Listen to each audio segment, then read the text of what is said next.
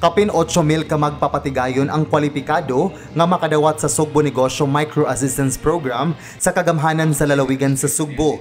Kaniadtong Lunes o sa Memorandum of Agreement ang gipirmahan taliwala sa lalawigan sa Sugbo o sa mga partner suppliers alang sa mga produkto o materyales nga magamit sa mga benepisyaryo. Giasoy ni Gobernador Gwendolyn Garcia nga gilauman niya nga iapod-apod ang mga card nga adunay QR code sa sunod semana. Gitataw usab niya nga ang pagpirma sa MOA tukma sa panahon sa Pasko tungod kay kanunay kini nagdalag paglaom sa tanan.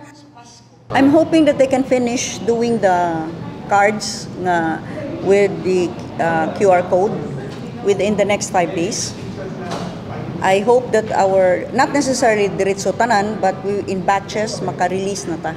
Dugang ni Garcia nga kinahanglan mo sumiter ang mga benepisyaryo o lista sa ilang panginahanglan sa ilang negosyo aron mahatagan usab sila sa lista sa partner suppliers nga mahimo nilang kumprahan sa supplies o materyales. Ang importante magud diha i-matching na nato, no? Kung unsa imong negosyo, they were asked to submit a needs list unsa ilang kinahanglanon para ma-identify matagaan sad sila lista sa mga partner merchants nato.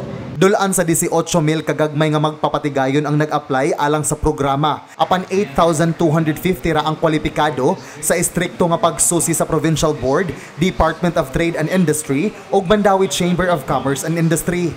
251 nga gagmay nga magpapatigayon ang kwalipikado alang sa Category A o negosyong padayunon. Adunay 545 alang sa Category B o produktong sugboanon. Samtang sa Category C o mga serbisyo o gagmayng patigayon, kapin 7,000 ang qualified beneficiary. Murag buhi nga programa. It's a continuously evolving program.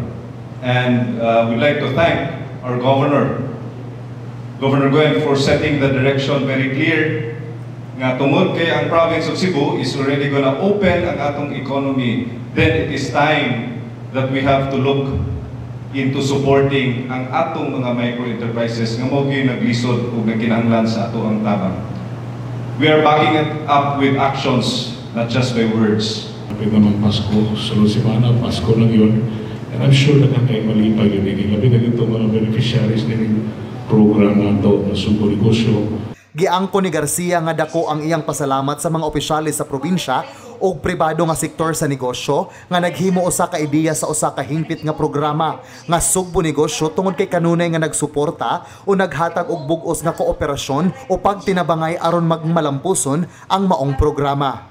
We move forward with a deep and abiding sense of hope. Why?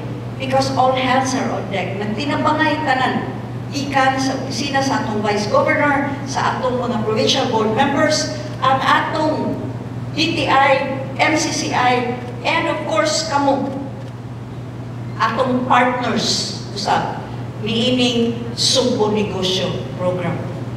Mga Sugboanon nagtinabangay alang sa mga Sugboanon usab. Alang sa balita sa Sugbo, kini si John Fredson Granada.